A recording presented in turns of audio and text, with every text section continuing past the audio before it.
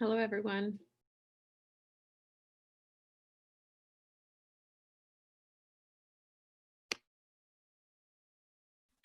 Hey there. How are you, Jill? Hanging in there. Yeah, it has to be an incredibly busy week for you this week. Yes. Well, I guess maybe not any different than any other week, and it won't be any different than the upcoming weeks. It just seems like, will there ever be a time that we've got everything rolling and you are finally not like having a million things? Yes, we will get there eventually. All right, I got to see how I turn off the sound on my phone. Because you can hear it on my phone. Oh no.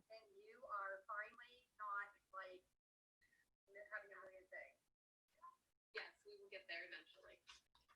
All right, I'm gonna turn my sound off and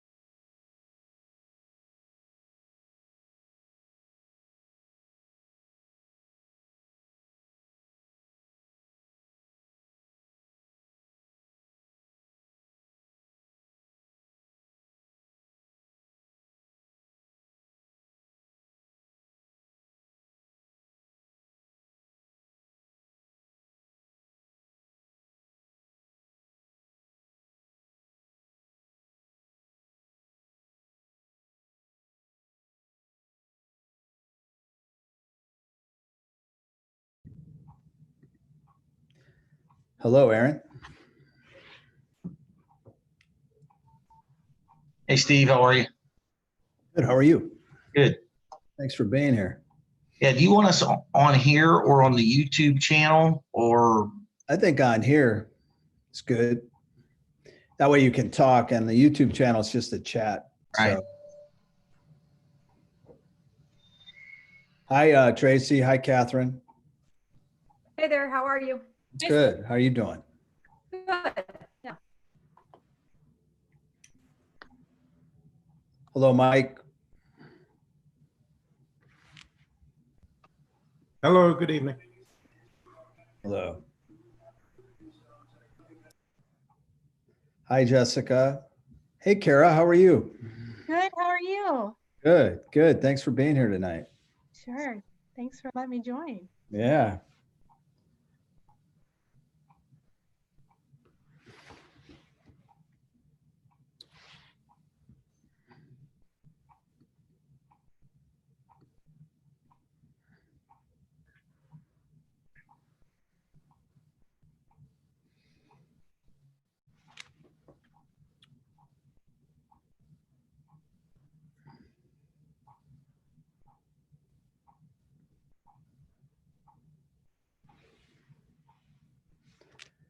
We'll get started in just a minute.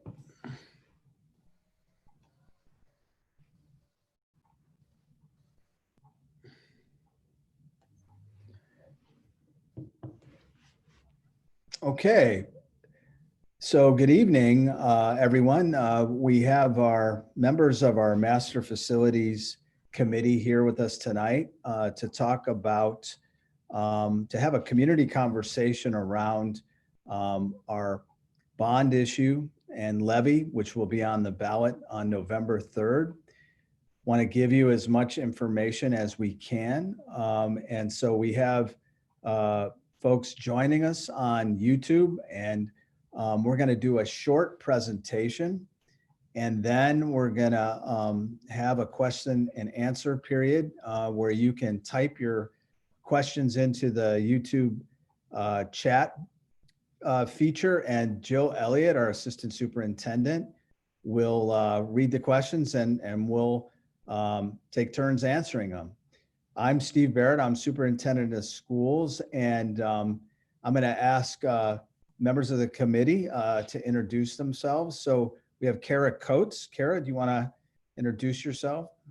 Yes. Hi. I have lived in Gahanna for about 17 years. Joined the committee in November, so I'm new to the committee. I have 2 children who are seniors at the high school. And I just want to say that I've been learning a lot as part of this committee, and I'm very excited to be part of this tonight. Thanks, Kara. Next, how about Aaron Winter? Yes, hello, good evening. My name is Aaron Winter. My wife and I have lived in the district for about 10 years. We currently have 2 children that attend Black Lick Elementary. Again, I also want to thank the committee for all of their hard work and everybody that's tied into this virtual meeting this evening. Thanks, Aaron. Tracy Clay. Hi, I'm Tracy Clay. I teach at Gahanna Middle School West and have lived in Gahanna for over 30 years, and have 2 children that graduated from Gahanna High School and went through the Gahanna school system. And I've served on this committee for lots of years. I'm not even sure how many, but I really do enjoy the committee, and I enjoy the thoughtfulness that goes into it. And I just enjoyed it. So thank you for joining tonight. I hope that you hear our hearts. Thanks, Tracy. Catherine Hope Cunningham. Hi, everybody. I am a parent at Middle School West. I have a 7th grader there. I've been on this committee for about 5 years, maybe a little bit more. I'm currently a realtor. Before I was a realtor, I was a teacher. So I'm approaching this committee from the perspective of both a parent and a teacher. Okay, thank you. Mike Verlingo. Hi, I'm Mike Verlingo, treasurer of the district. I've been here since January of this year. Glad to be here. Thanks, Mike. Scott Lofton. Hi, good evening. I'm the business director with the district, have been with the district for 4 years now, and have been a resident of Gahanna for 15. Thanks, Scott. Jessica Williams. Good evening, everyone. My name is Jessica Williams. I am proud to serve as the principal of Lincoln High School, and I have thoroughly enjoyed my time working alongside this committee and listening to thoughtful solutions for our district. Thanks, Jessica. And our Assistant Superintendent, Jill Elliott. Good evening. I'm Jill Elliott, Assistant Superintendent with the district. I grew up in Gahanna, went through Gahanna schools at all levels, graduated from Gahanna Lincoln High School, and have spent most of my career here in the district as well. This is my 4th year serving as the Assistant Superintendent, and I'm really excited about the future of the district. Thanks, Jill. And Matt Blackwell, our Technology Director, is the GJPS Zoom master tonight. So I want to thank Matt for helping us tonight. I'm going to share our my screen here, and we'll do a short presentation. So Matt, I think my sharing is disabled. Can you enable that?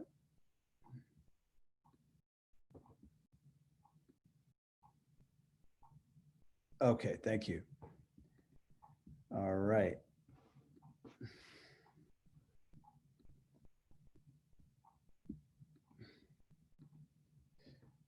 Okay, we'll get started.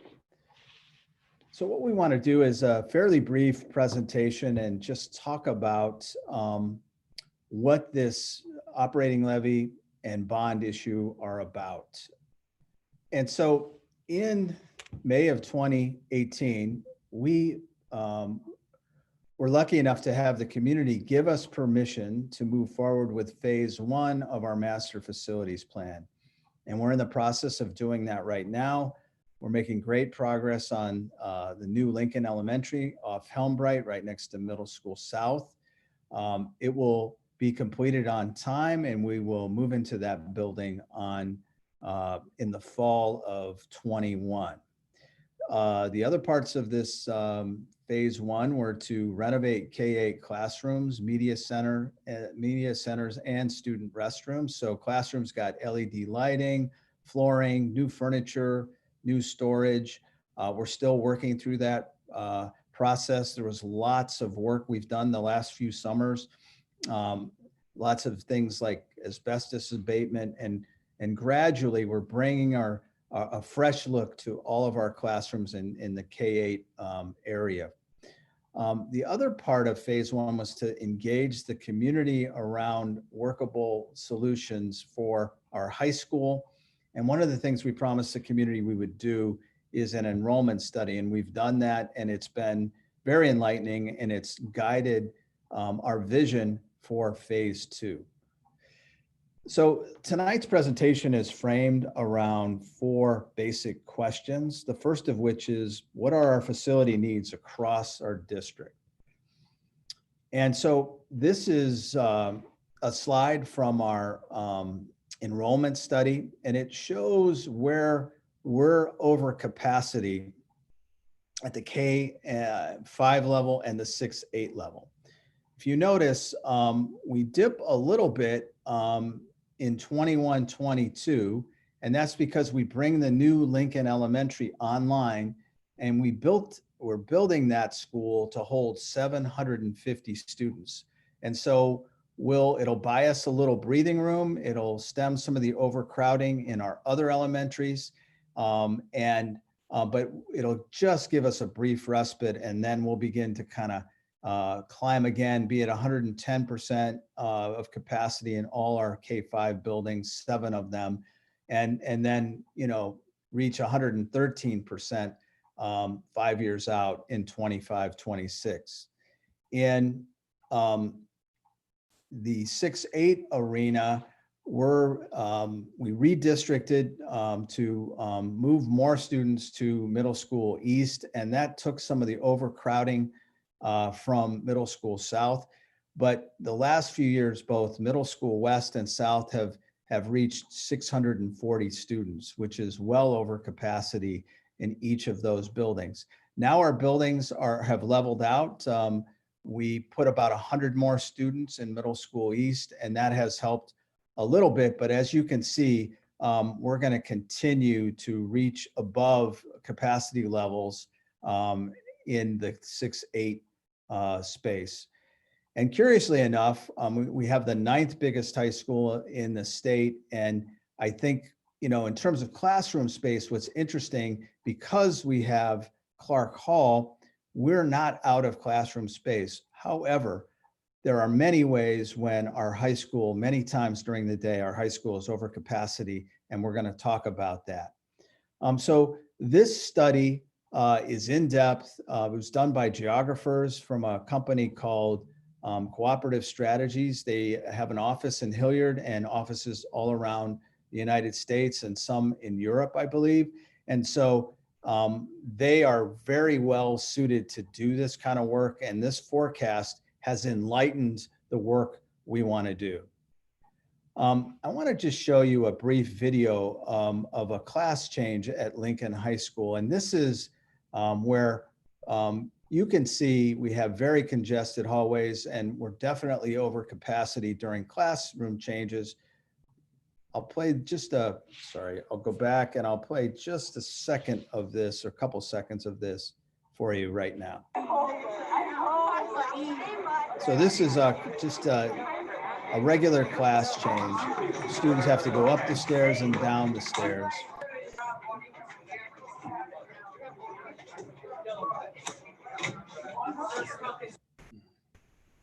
So Mark Lowry in our media class and his students created this video. I love that. And what it shows is how patient our kids are moving from one class to another.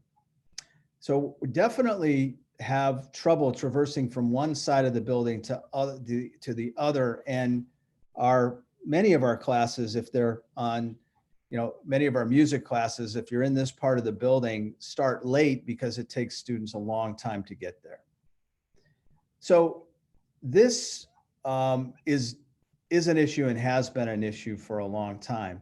But not only are we overcrowded in our hallways, we're overcrowded in our cafeterias. We can't feed all of our students during a normal school day. But in addition to that, our high school has inefficiencies in terms of their systems, HVAC, electrical. You know, some rooms have 1 or 2 outlets, just not enough for a modern classroom. And our building is, you know, parts of it are 90 years old. And there's been a lot of additions. And, you know, one time, one of our aides, Jeff Conklin, who went to Gahanna Lincoln High School, took me on a tour, and he called it the tour of the tile. And what he showed me is each time the tile changed, it meant that there was a new addition. So we've really kind of hodgepodged the high school, and we're at the point where it's no longer efficient. And what we'd like to do is build 21st century learning spaces, much like Clark Hall, in a high school on this side of the street, so students don't have to cross the street to Clark Hall. We heard that loud and clear in some of our community conversations that I'll talk about in a second around a high school solution. We had community conversations in January and February. Our second question we try to answer in this presentation is, what are the recommendations from our committee, from our Master Facilities Committee? And so the first recommendation is for the elementary level, and the recommendation is to build additions to Blacklick and High Point, which includes 10 additional classrooms at each, new art and music rooms, extended cafeteria space, and increased office space. And you can see what the square footage numbers would be in terms of new and renovation. It's quite a big project in each. Blacklick and High Point are schools that are almost identical in structure and the way they were built. And so this would be an easy project to plan, difficult to execute, but very much needed, because both Blacklick and High Point are in our high growth areas. The benefits of this would be to eliminate the overcrowding, eliminate the need for trailers, create flexible learning spaces, increase cafeteria space, and then provide for our future growth. We're going to continue to grow, and I will talk about this a little later, but in 5 years, we'll have 821 new students, which is what's forecasted in our enrollment study. And when you renovate or build new, you can add security enhancements that are more modern. Middle school, we're going to add 20 additional classroom spaces, to our middle school level to, increase the capacity there. We want to add new art music rooms, extended cafeteria spaces, additional special education spaces, and increased office space. And the benefits are very similar: eliminate overcrowding, create flexible learning spaces, increase cafeteria space, and provide space for future growth. When it comes to the high school, the committee's recommendation focused on these 4 areas. So we looked at revisiting a 3-phase plan. When we began the coffees in 2018, we had 40 throughout our community, and 7 or 8 coffees in, folks told us they said, if you wait to the 3rd phase to address the high school, one parent at Blacklick said, my daughter's in 3rd grade. She'll never see this new high school. So we listened and we adjusted course. So we took our 3-phase plan and we created a 2-phase plan. But we still revisited it because construction costs continue to escalate, especially in Central Ohio. We looked at the 3-phase plan, and it's ultimately not what we decided upon, but it was something we considered. We looked at the impact of one high school versus a separate campus with another high school, and we looked at saving parts of the current high school. Our gymnasium is quite big. It's a competition gymnasium. It's great for tournaments. Our auditorium is great for plays. We considered, could we save those spaces and maybe some other spaces and create a renovation project that might be a little bit cheaper than a brand new high school. And the other thing we considered was lots of community input from our community. These community conversations happened in January and February. And here's what we learned. We learned that there were common themes people were interested in. They wanted to build a new high school on a current site. It was interesting, when people came to these meetings, they collaborated, they brought their ideas, they cross-pollinated ideas with others, and each group did a presentation. And some evenings we had as many as 11 presentations based on the conversations they had with one another. And so here's what some of the things that they decided were really important as we consider building a new high school. Design state-of-the-art campus, style structure designed for 21st century learning, include excellent performing arts and athletic spaces and an athletic field house, incorporate more vocational learning options on the high school site, and to integrate safety and security enhancements that would also eliminate the need to cross Hamilton Road to get to Clark Hall. So here are the recommendations from the committee for the high school. So a new high school on the current site. 600 additional students will be here in 2038-39. So building it big enough and planning ahead for these students. So while that slide showed we had additional classroom space, it would take 4 years to build this high school minimum, maybe a little more. And by the time we build it, we'll be at 99, 100% of capacity. So here's some other things the committee thought was important based on community input. Need a 400,000 square foot building on a single site, performing arts center, athletic center with field house, expanded cafeteria space, additional vocational programming, approximately 130 state-of-the-art classrooms. Parking is always a big issue at Lincoln High School, so having enough parking for students and the ability to hold school while we're building. This was a big factor. And so one of the things we've done is, and here you can see pictures of, our performing arts, our athletic facilities, some of our lab classes, and the building of the new Lincoln Elementary. We've been working with architects Moody Nolan on a book of possibilities. And so I want to be careful here not to say that we've reached any conclusions in terms of what a new high school would look like on the current site. But here are some ideas we've worked with Moody Nolan on.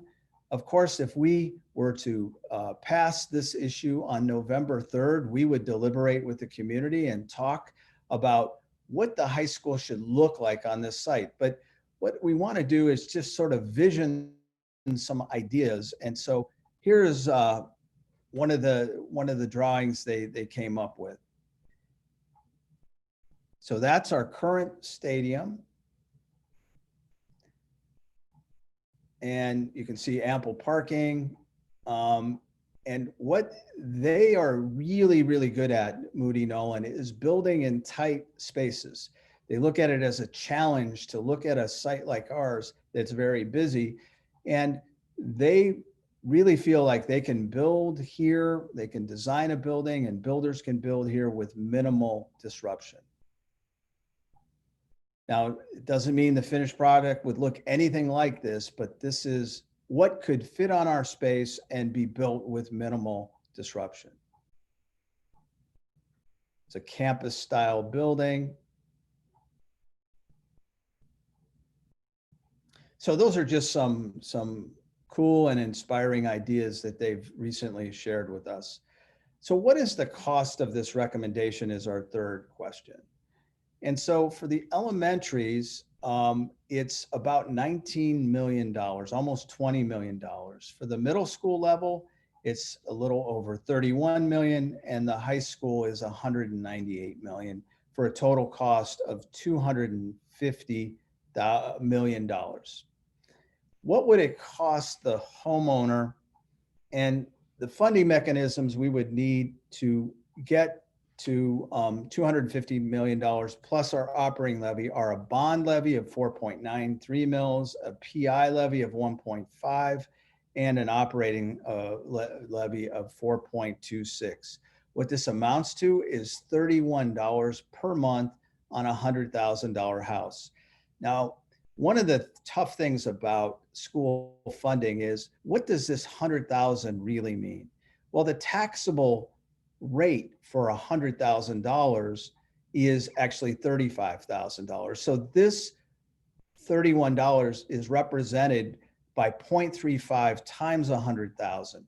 So the total annual cost on a $100,000 house is $374 annually. And so the chart shows here what it would mean for a $300,000 house. Not too many houses, we realize, in Gahanna are only $100,000. The total millage would be 10.69 mils. So effective tax rates are interesting to look at. In Gahanna, we're 15th in our area in terms of our total effective millage, in terms of our total property taxes.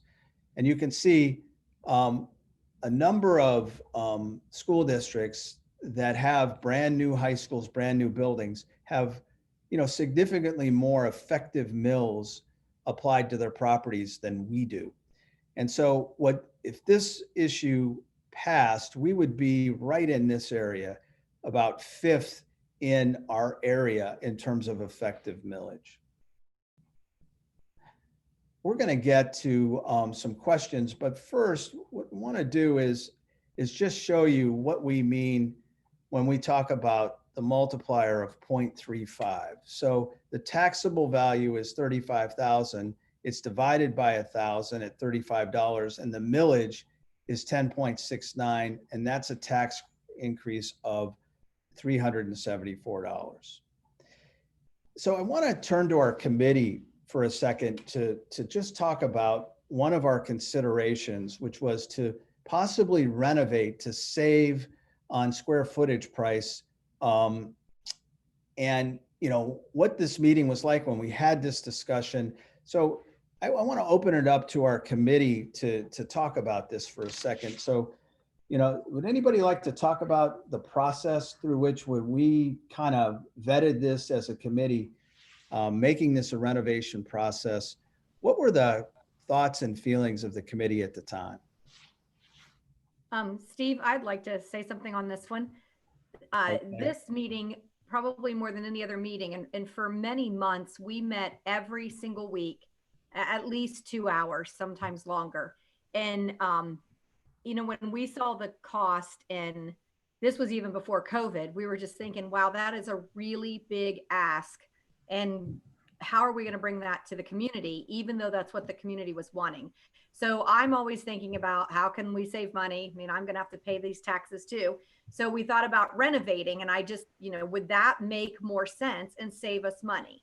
So they were nice enough to, I think all the construction people that are on this committee already knew the answer, but they were nice enough to go through the process with me. So they made this drawing that you see on Steve's screen. And at first we were trying to say, what if we could just renovate renovate one third and do 2/3 of a new build. So we could tear down 2/3, make it all nice and new, but keep a third of it. And that would at least save us a little money. That didn't do it. So then we started cutting away, and we got to the point where literally we were renovating 2/3 of the building, and only what you see in red was what was going to be torn down and made new. And so it was really disheartening. It was really a sickening meeting. When we left, we still didn't have solutions. We just left feeling like, wow, we're going to spend all this money, not have anything new, keep a lot of the same old problems, and still have Clark Hall on top of it, which is the one thing the community asked us, to be able to get everybody on one campus and not cross the street. And fortunately, I guess maybe you could say fortunately, we came back the next week, even after feeling sick this first week when we went through this process, and realized that it really wasn't going to cost that much more to build new, because renovation costs were so expensive, and we were renovating 2/3 of the high school. So it was a really hard process. It wasn't easy to do. We didn't want to put such a big ask out there to the community, but we felt like what you're looking at is not what you asked for. It's not at all what the community wanted. And so we went back to square one and looked at building new. Yeah, and one of the challenges in Central Ohio, as Tracy has sort of alluded to, is that construction costs have gone up about 3% a quarter over the last few years. It used to be 3% a year, and so 12% a year. And so square footage prices keep going up, and they escalate quickly. And we thought, okay, so if we can build and renovate, maybe we could save some money and the project would be more affordable. But by the time we were done, I remember feeling, I think everybody in the committee felt, that it wasn't really inspiring. And like Tracy said, we were going to keep many of the same issues. Would anybody else like to weigh in on this? So yeah, go ahead, Aaron. Sorry, Steve. I think another thing that was talked about frequently throughout a couple of our meetings was also just the efficiency piece as well as the safety piece. And there was also a number of conversations revolving around the idea of we're looking for a 30, 40, 50-year solution, right, and not a couple of year solution. So ultimately, I think we landed on this proposal of a new build altogether. Yeah, I think that's a really good point, Aaron. Our enrollment study goes out to 2068, and we sort of top out at the high school level at 2,800 kids. And throughout the district, in 2038, 39, we're about 9,200 students. So as we look at the three different aspects of this recommendation, it will really take us out to the next 50 years and give us the facilities we need. Anyone else on the committee like to share anything? I think just to build off what Tracy and Aaron said is just, it felt like we were doing more Band-Aids than we were we were helping. And Right. so that I think is why it didn't feel inspiring at all when we, at the end of the day. And so Tracy's right. It was a hard meeting, but I think we just came back with renewed energy because we were glad we went through the process, because it really solidified that our recommendation that we ended up making was the right one. Yeah. Yeah. Thank you, Kara. So what I'm going to do is open it up for questions.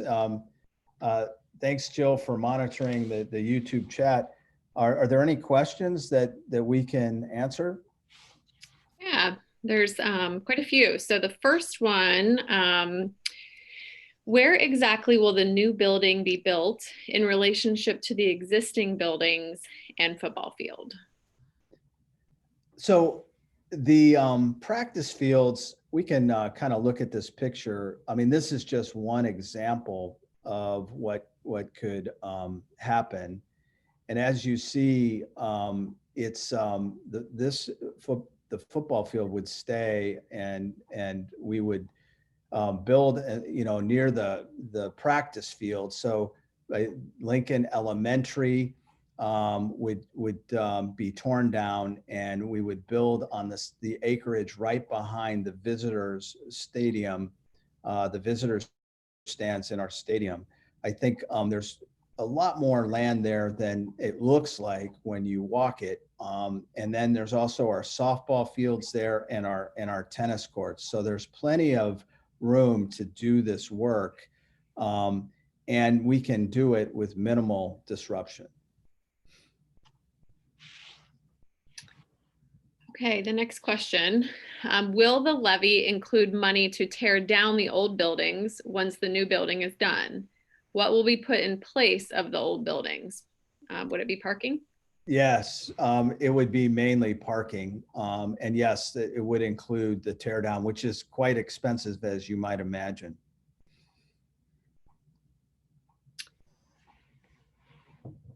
Curious if and how the old Lincoln Elementary will come into play. So the old Lincoln Elementary would be torn down, and we would use that land, the playground there, the parking lot there, to build the new high school. And I just want to remind everyone that you can enter any questions you have into the YouTube chat. Thank you. The next question, what exactly will be paid out of the operating portion of the levy? What new positions? So we're growing, last year we hired 60 teachers. Many of them were replacements, but we continue to grow every year.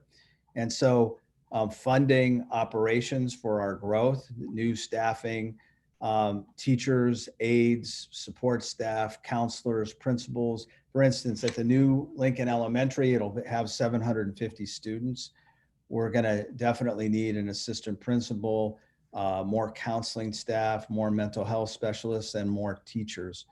I think many of the teachers teaching at the current Lincoln Elementary would like to make that shift, but there's not going to be enough of them to do that.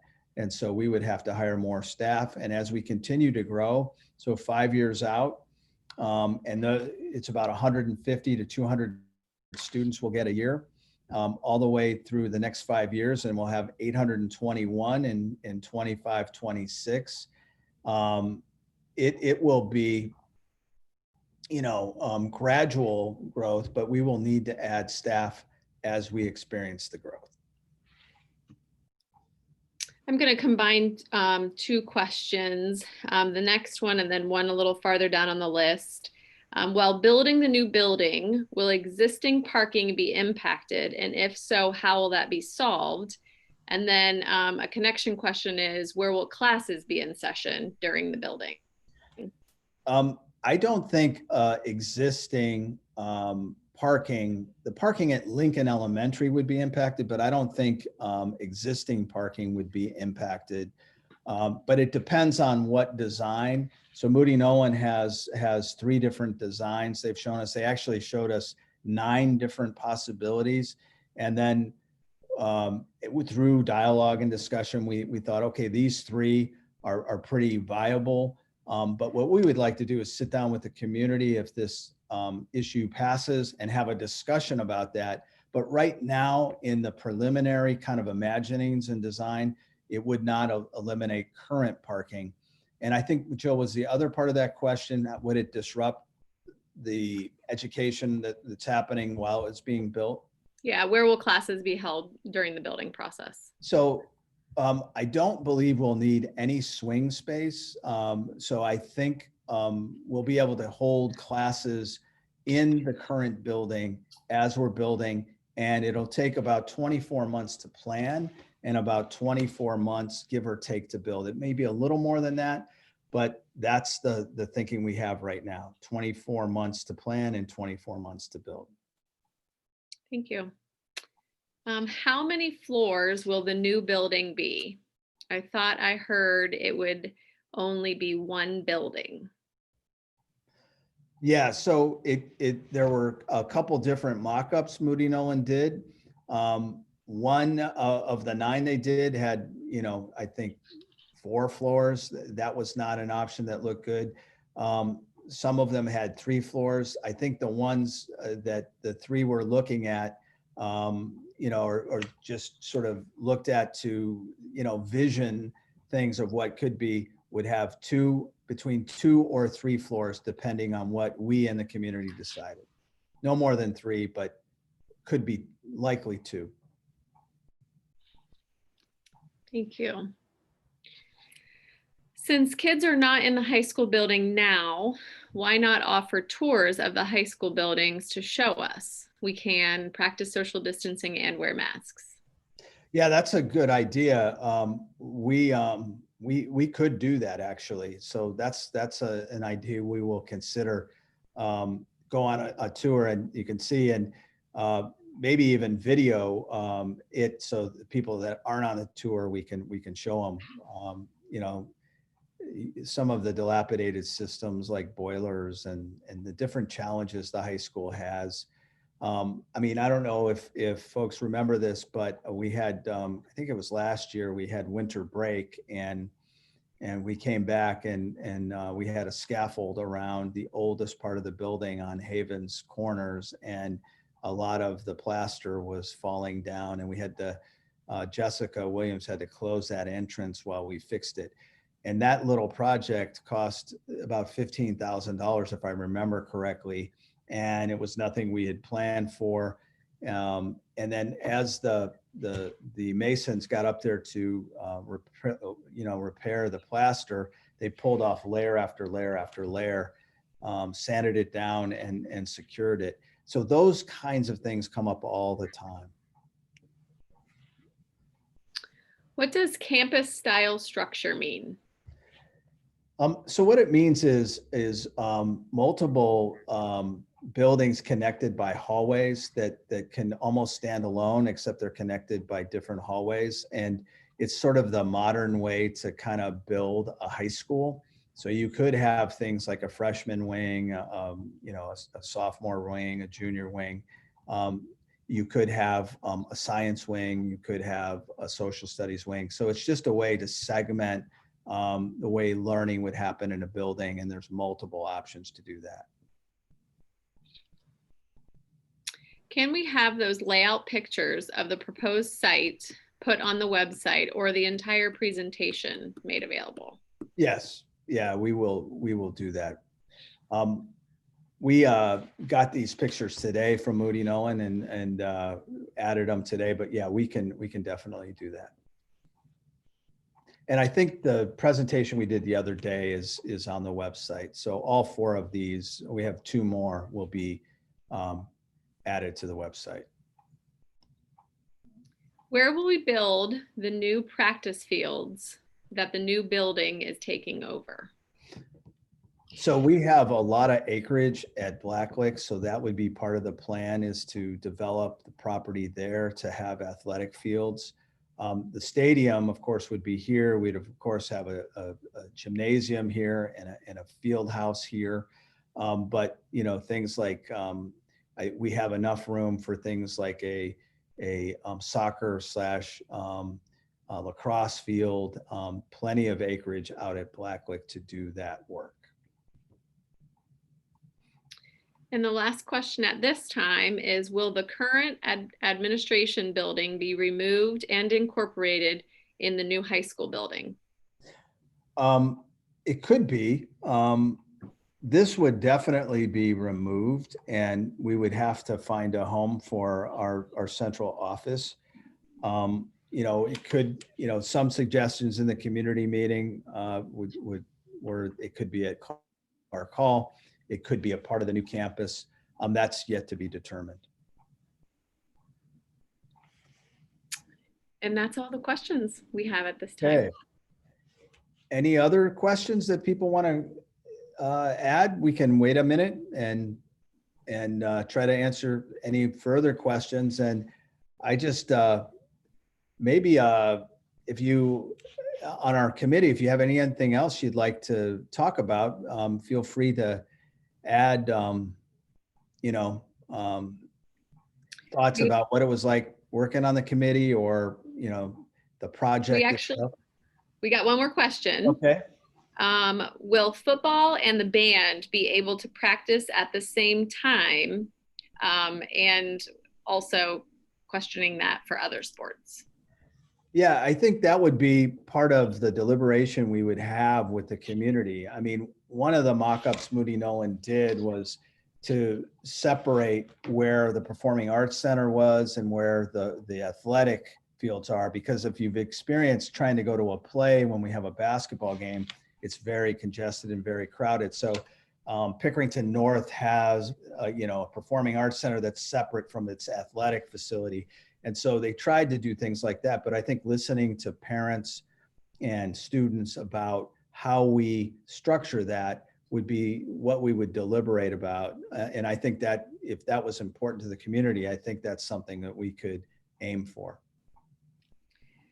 And this next question kind of connects a little bit to what you were sharing. What is the plan for Clark Hall? So currently we have an appraiser looking at Clark Hall. The way Clark Hall is a very innovative project. So the school district bought all the property where Panera and Chipotle and Menchie's and all those businesses are. And there is a land lease deal. And so a developer pays us, I think, Mike, it's about $132,000 a year. It's something like an 88-year lease. And so it's one of the most innovative projects I know about that a school district has done, sort of a public-private partnership. Mike, did you want to say anything about that? Yes, it is currently $132,000 per year in lease payments. Those do have escalators that occur every so often, every so many years. There's one coming up in the next year or so. But yes, we're looking at that, as you said, Steve, to obtain the value and see what the long-term use or potential use of that building would be. Yeah. So I think the appraiser will look at could it be Class A office space? Could it be a place for central office? Would we keep our preschool there? They will come up with recommendations of what it could be and what it's worth in terms of its square footage and what the value would be given the current, economic situation. I know office space is really taken a hit lately. Jessica, I want to give you the opportunity as the principal of our high school to talk about this project from your perspective. Thank you, Steve. From my perspective, very exciting to be a part of this committee and listen to all the work that has gone into bringing us to this point. Just living in the space every day with our students and our staff, it definitely has its inefficiencies, and there are quite a few safety concerns, all of which that were shared here today, but also brought up in January and February in our community conversations, which were fantastic to be a part of and listen to our community, our parents, and even some of our kids when we did some non-focus group work, but some of our kids just talking about their space in the high school and what they envision the space to look like for future generations. And so very exciting to see, the book of possibilities, if you will. All the parking spaces definitely bring a smile to my face because parking is a premium, as we all know, but also the ability to have everybody on one side of the street, which was a major safety concern, brought up over and over in January and February. Here in Ohio, in the winter months, it is dark early in the morning. And so having kids cross the street at the rate at which we do with the multiple class changes, this project would eliminate that. It also gives our kids an opportunity to expand in programs that they're already a part of, because now we would have that wingspan to do so within our building, and the space to do so effectively and efficiently. And so I know we have a lot of great programs and classes that kids would love to take, but sometimes just our current physical space does not allow us to offer it to more than what that physical classroom can handle. But a project like this would allow us the opportunity to probably service even more kids in that capacity. The video that was shown, that was just one portion of our building. The one piece that you don't see is that there are actually kids that walk outside in our gated football stadium to navigate to class as well. So that video is not only kids navigating the hallways, but you've also got a subset of students who take the outside route to navigate to class. So if you can imagine how crowded that was right there with even kids outside navigating to class, and that was just one section of our building. That is all over every single time the bell rings. I think it'd be exciting for kids to be able to eat lunch together. Sometimes their friends are in the annex and some are in the cafeteria, but to be all in one space builds greater community. So spaces that build community, spaces that our community can use, day in and day out, is what this project presents. And it excites me in so many ways because at Lincoln High School, and then just, GJPS period, we're all about family and community. So I think this project definitely encompasses all of that. Thank you, Jessica. So Kara, I know you have a son who attends Eastland Fairfield, right? And Yes. And one of the things the committee or the community conversations, one of the things that came out was having more vocational spaces. So I know your son travels to Eastland Fairfield, and we had parents wishing we had more programs. We have 3 Eastland Fairfield programs: architecture, bioscience, and teaching professions on our campus at Clark Hall. What is your feeling about vocational ed and parents thinking that we needed more of those programs on campus? Yeah, I think it would be amazing. My son is in the pre-nursing program. He is excelling in that program. He's a very hands-on learner. And so he's getting labs, he's going into clinicals, getting experience that is going to help him as he's applying for college to further his nursing career. And so just to see, and right now he is traveling by bus back and forth and trying to get back in time for cross-country practice. And so I think to be able to offer more of that for students, we have so many different ways to learn. And when they know their career path and have an opportunity to explore it before they get to college, where we're spending money on college, here that they can explore a career path, see if it's the right one for them, and then pick a college where they can graduate in 2 years or 4 years to meet their career goal. I think it would be amazing. Yeah, thank you. So Jessica, I know a number of students would be interested in some of the career tech programs, but why do you think they, unlike Kara's son, hesitate to leave our campus to go and experience many of those wonderful programs? I think, what I said earlier, family and community, their friends Yeah. at Lincoln High School. And that is one of the drivers, when you think about our CCP program as well, that's why we've worked so hard to embed it into our course curriculum and not have kids travel to Columbus State or Ohio State, so that way they can take it right there at Lincoln High School where their friends are. They can still feel like they're a part of the community. Sometimes it's tough on our kids when they have to get on that bus and travel to, off-site to engage in programs that are super meaningful to them, right? And they love it. But when they come back, you know, the greatest thing that they talk about is being back with their friends and, you know, engaging in their respective sports or performing arts. So I would say, you know, community is the biggest thing, the driver that, you know, they're young, they're teens, they love being around their friends as much as they possibly can. Yeah. And so staying at Lincoln to take classes is what they have to do. That's the option sometimes they make. Yeah. Great, thank you. Jill, I think we have a couple more questions. We do. So one individual was asking how they can help with planning and joining on committees, etc. And so Kate, one of our Levy chairs, was able to list the Levy email address, gahannaSchoolsLevy@gmail.com, and said that anyone that's interested can email that email address and we'll get them some information. So a follow-up is, does the growth in taxes from new homes being built in the district match the need for growing operating expenses, including a new high school? So Mike, would you like to take that question? Well, unfortunately, the growth in, you know, building new homes does not bring in a significant amount of revenue. So that if you think about the cost of even one classroom, you know, the cost of a teacher and equipment and desks and all those kind of things, it adds up to significant amount of funds. And we don't receive significant dollars from the construction of a new home.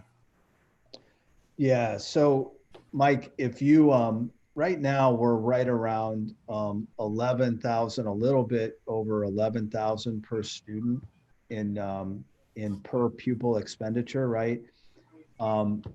So if a family has multiple students, you know, if you have 3 kids, you know, let's say your taxes are $7,000 or $8,000 a year, which is high. No doubt that's a difficult, thing to afford. It's our costs exceed our property taxes, and we do get state funding, but recently our state funding has been reduced due to COVID-19. About 2% of our overall budget and 11% of our state funding. So we lost about $1.6 million. We're hoping that we won't get further cuts. I think the economy is improving. The unemployment rate is dropping, and hopefully we're going to moving into a recovery period where the state won't have to continue to reduce our funding. I think one of the things that we got some questions in our last session about, you know, speaking about COVID-19, why would we do this now? This is a difficult time in our economy. And I think one of the things that I want to kind of point to is this slide here. I'm going to go back to our this slide. So the consequence for waiting on any of this is we're going to be overcrowded. Those 821 students are coming in 25, 26, and it will take us time to build the additions and the extra classroom spaces at the middle school and elementary level, and it will definitely take us time. So by the time we get a high school built, we'll be at 98, 99% capacity. And so waiting when students are coming and we're already over capacity would be a difficult thing. The other thing is we talked a lot about construction costs in our committee. We had Cornica Cosing, a builder, sit in our meetings with architects, and we talked about the shortage of labor and why it's so expensive to build commercial, non-commercial right now. There's a huge shortage of labor, carpenters, plumbers, electricians, HVAC workers.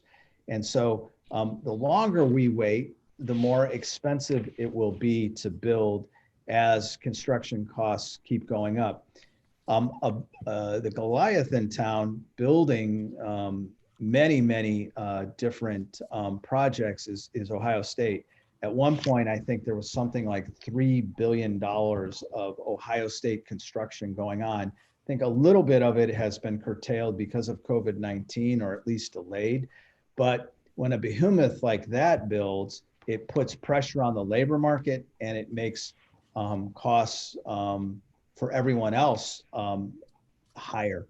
So we know that the timing of this isn't good, but we're getting, another 800 students in 5 years, and we really have to plan for this now. Are there any other questions, Jill? Yes, just a couple more. Okay. Will enough new parking be added so the need for parking at Clark Hall won't be needed? I'm sorry, could you say that one again? Mm-hmm. Will enough new parking be added so the need for parking at Clark Hall is not needed? Yeah, I think one of the things we talked to Moody Nolan Architects about was to have at least 1,400 spaces or so. Is that right, Jessica? Is that what? Yes, and that would be sufficient, 1,400, Yeah. yes. Yeah. So Mike, oh, sorry, go ahead. Oh, I was going to move on to the next question. Yeah. Are you ready for that? Yep. Okay. What did you say about the Lincoln Elementary? That it will not be impacted? No plans for that? Question mark. It'll be torn down, and that'll be the area, the space we use to build on, plus the practice fields behind the visitors stands in the stadium, all the way to the base or the softball field and the tennis court. So all of that land would be utilized. Okay, the next one is the tax based on the market value or the tax value? When you mention a $300,000 house, the tax value is closer to $100,000. Bit confused on that still. Yeah. So Mike, do you want to tackle that question? Sure. So the assessed value from the county, or the county market value that they assign, is then reduced by 35%. That amount, it becomes the taxable value, and that is the amount you multiply by the millage divided by 1,000, because a mill is equal to 1/10 of 1%. So if you go back, Steve, you had a little Yeah, I'm chart. going to go back to the slide for you, Mike, so we can take a look at that. There you go. Okay. So the assessed value is what the auditor determines the home value is, or market value, which is different than what maybe the sale price is. So this is your assessed value times 35% equals the taxable. Divide that by 1,000 and multiply it by the millage. That will give you the amount of tax increase per year. Okay, thank you. Mike, could you explain that the fact that when housing values go up, we don't get additional revenue from current levies? Yes, back in 1976, I believe, House Bill 920 was passed to eliminate increases that school districts would receive due to inflation. So as the value of homes increases, any millage that is being assessed is reduced, so that on average, if the price or value of the home assessed value increases by 10%, on average, the millage will be reduced to offset that increase, so the school receives no additional income other than on the inside millage, which in our case is 4.4 mils. So we don't get the growth of inflation, right, Mike? Correct. Right. So we have to operate in a way where we can't really factor in inflation, because of House Bill 920 resets things to raise a certain amount of money that the levy proposal was supposed to raise. And so as property values go up, millage goes down. It's almost like it's inversely proportional. Is that right? Correct. Next question. Any current COVID precautions or learnings accounted for in the design or direction of a new high school and additions to middle schools? I think that's a really good question. I mean, and we're not very far into the design of the middle schools, elementary schools, or high school. One of the things we want to be very careful of is we don't want to come to you with a vision before we're able to kind of a vision for a building and be real specific or have one idea in mind, when we want you and our community to kind of weigh in on that. So I think if that was an important thing to the community, we would definitely consider it. So when you think of what we're going to have to do when we go into our hybrid plan, we're going to have isolation rooms in case adults or kids have symptoms of COVID-19. Nobody thought about that before COVID-19. So that might be something that we would consider. This pandemic will, I think, when this crisis it subsides, we'll take a lot of things away from it. Some positive that we're going to be more nimble, maybe instructionally and leveraging technology, but there'll be a lot of things that we will look at and say, you know, do we, as a result of COVID-19, need to kind of build in safeguards? And so that's a really good question, but we're not that far along in the design. All we have are some sketches, some beautiful drawings, looking at the available land, knowing that we can fit an amazing, 400,000 square foot high school there, and that we can build it with minimal disruption. We don't want to come to you with a solidified view of what that looks like. We want you to weigh in later. So COVID-19 could be a part of that. That is all at this time. Okay. Well, thanks so much to our committee. We really appreciate you being here tonight. And we thank everyone who tuned in to YouTube and asked all these great questions. We're excited. We hope we get the permission to move forward with this bond and PI levy. And so thanks so much for joining us. We'll have 2 more meetings, and we appreciate you being with us. Have a great night. Thank you. Thank you. Good night. Good night.